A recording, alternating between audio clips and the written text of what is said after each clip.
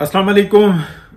Cipher कहानी आई है जी सामने और कुछ ऐसा, कुछ जरीदा शरीदा है, कुछ ऐसा है। असद अली तूर साहब ने भी उसके ऊपर जो है ना पूरा व्लॉग किया, पूरा नहीं आधा व्लॉग किया और उन्होंने जो नुकात यानी कि पढ़े उसको आगे बयान कर दिया। तो ठीक है, उनकी एक्सक्लूसिव स्टोरी है और उन्होंने वो बयान की है। अच्छा, फिर तलत हुसैन साहब ने उसका अच्छा पोस्टमार्टम किया, कोई शक नहीं है। लेकिन उसके साथ साथ मैं आपको ये बताऊं कि असल साइफर में और इसमें फर्क क्या, क्योंकि ये साइफर जो है ना इमरान खान ने बतौर वजीर आजम और वजीर आजम की सीट पर बैठ के और पूरे अमले के साथ, जिसमें शाह महमूद कुरैशी और जो उनके प्रिंसिपल सेक्रेटरी थे, सबके साथ मिलके एक साजिश के तौर पे उसको तैयार किया। यानी कि कहा कि खेलेंगे, उसकी ऑडियो भी आ गई और ये सारी। लेकिन इसका जो ट्रांसक्रिप्ट था ना, क्योंकि ये जो ग्रेड 21, 22 क्लास के जो अफसरान होते हैं, फिर ये इनमें ये बहुत नॉर्मल चीजें होती हैं, उनकी जिम्मेदारी होती है, उन्होंने हल्फ उठाया हुआ होता है। अच्छा, फिर ये उस सर्कल के अंदर जो था ना हो गया, आपस में एक दूसरे के साथ जिक्र किया उन लोगों ने कि भाई ये क्या चीज आई है और किस तरीके से है। लेकिन उसमें वो सब खामोश हो गए। और ये वो लोग होते हैं जो अपनी जुबान को दांतों में पकड़ के रखते हैं, सवाल ही नहीं पैदा होता कि इनसे कोई बात बाहर निकालें। लेकिन जब खेलने खिलाने का जिक्र हुआ तो डेफिनेटली वो लोग जो उनसे अपने सीनियर्स के आगे भी कुछ ना कुछ वो बात, जब सवालात होते हैं, जो रिटायर अफसरान हो गए डेफिनेटली उन्हीं के अंकल्स होते हैं, उनसे उन्होंने तरबियत हासिल की होती है, तो कुछ ना कुछ वो बताते हैं। इस तरीके से ये बाहर निकलना शुरू हो गई बात कि असल साइफर क्या है। असल साइफर क्या है, इमरान खान ने तो जो खेला है वो तो सब ने एक बात में कह दिया था, ये बकवास है। इस शख्स के मुंह से पहली बात निकली थी, ये केबल है। केबल बहुत शॉर्ट सी होती है। अच्छा, ये साइफर जो है ना वो भी आता है थ्रू केबल ही है, मतलब ट्रांसक्रिप्ट उसका बनाया जाता है, ट्रांसक्रिप्ट नहीं, उसका कोड खोले जाते हैं और ये सब कुछ होता है। ये बहुत एक नॉर्मल सा निजाम है, डेली जो है ना आ रहे होते हैं, बेशुमार आ रहे होते हैं, बताया जा रहा होता है। फिर इसके अंदर और भी यानी कि उसको चले मतलब क्या एक अलग मौजू शुरू हो जाता है, वो इन्फॉर्मेशन वाली बात आ जाती है। असल में तो जो डिस्कशन जो आपस में हुई है ना लोगों की, फिर वो सुनी गई, जैसे लोगों ने भी सुन ली, वो ये है कि अब ये गैर तस्दीक शुदा, ये गैर उसमें आप कह लें कि एक ऐसी बात आ जाती है कि डोनाल्ड लू बताता है क्या कहते हैं हमारे सफारतकार को कि भाई असद मजीद साहब को कि भाई इमरान खान जो है ना उसकी जबान गंदी है। बहुत स्ट्रेट में मैं बता रहा हूं, उसका लुबे लुबाब बता रहा हूं, उसकी जबान गंदी है। वो हमारा यानी कि अमेरिका का जिक्र जब वो करता है या बात करता है, या शायद अब मैं ये मुझे श्योर नहीं है, लेकिन अमेरिका का तो 100% है जो मैंने सुना था, कि यूरोपियन का भी शायद वो मतलब डिग्रेड करके करता है कि जैसे इनकी कोई हैसियत ही नहीं है। और ये चीज जो उनसे है ना उसके अगेंस्ट जाएगी, इसके कॉन्सिक्वेंसेस आएंगे उसके ऊपर, तो उसको रोकना चाहिए। इस तरीके की बात है। अब यानी कि उसका लुब्बे लुबाब ही था। अब वो जो साइफर है ना,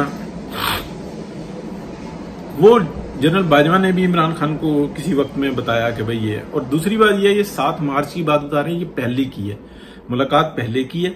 और ये जो है ना बड़े अजीब किस्म का सा वो साइफर निकाला है कि ये 7 को मुलाकात हुई, साइफर आ गया। और वो जबकि मेरा ख्याल है जो मैं सुन रहा था कि ये शायद कई एक मुलाकातें हों।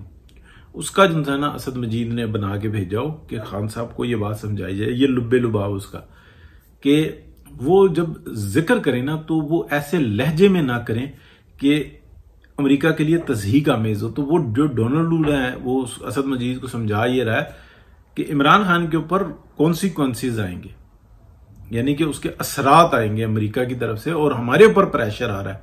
अमेरिकन जो में भी जो अपोजिशन है, जो मुखालिफ धड़े होते हैं, वो फिर उसको पॉलिटिकली यूज करते हैं कि तुम एक बंदे के साथ ऐसे कर रहे हो और वो शख्स जो है ना ओ तू से नीचे नहीं आ रहा। तो इमरान खान साहब तो वो समझते हैं ना मैं इंसानों से काफी ऊपर, और बस उनका अपना एक मकाम है, वो आसमान की तरफ देख के जनाब वो डायरेक्ट राब्ते में अपने आप को शो करते हैं। जो वो समझाने की बताने की भी कोशिश करते हैं, उनके फॉलोवर्स ये भी बताने की कोशिश करते हैं अस्तगफिरुल्लाह कि ये मतलब एग्जैक्टली गुलाम अहमद मिर्जा वाली सूरत हाल है। जो उस शख्स को दो रहे थे वो इस शख्स को दो रहे हैं। कहते अच्छा नहीं लगता किसी के ऊपर, मतलब एतकाद की बात नहीं, मैं सिर्फ उस चीज की बात कर रहा हूं कि जो असरात नजर आते हैं।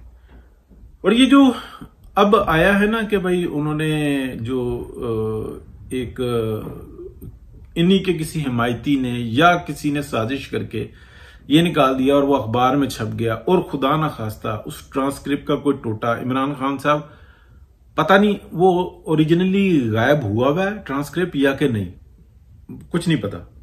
हो सकता है बाद में निकल भी है। अब वो बाद में ये हो जाए कि ये अच्छा जी निकल तो आया लेकिन इसकी कॉपी जा चुकी हुई है।